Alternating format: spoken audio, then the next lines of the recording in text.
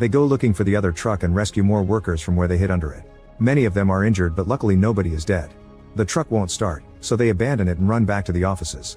On their way back, they find many other workers with deadly injuries telling them not to worry about them, but the group ignores their warnings and helps them come along anyway. The second explosion also appears on the news and starts to deeply worry the population. In the office, Yoshida receives an update saying that Unit 4's temperature is rising, so the explosion must have caused a leak. The water level in Unit 2 is also starting to drop, so they only have 5 hours before the fuel rods are exposed again.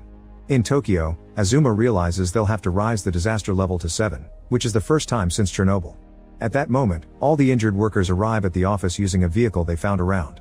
The employees at the entrance check on them and discover the contamination is too high to even diagnose them. Yoshida learns the fire truck is no longer operable, but the pump should still work, so a few workers are trying to maintain injection into Unit 2. Unfortunately, the explosion closed the valve and the car batteries aren't working anymore. The number of exposed fuel rods is quickly rising, but they're located on the 5th floor of each reactor building, meaning that to reach them they would have to go over irradiated debris and the containment vessel could burst at any moment. Overwhelmed by stress, Yoshida decides to concentrate on getting the Unit 2 valve open and resume work on Units 3 and 4 because they're short on time.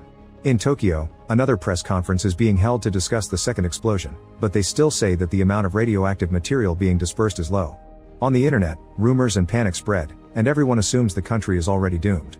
People are blaming the problems on employees, their attitude being almost like a witch hunt. Hosts on TV are spreading similar messages, which hurts the relatives of the employees.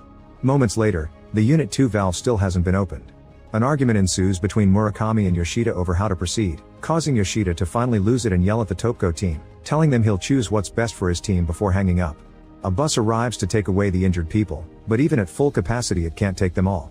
Suddenly a worker announces they've found salt water buildup in the basement of Unit 4.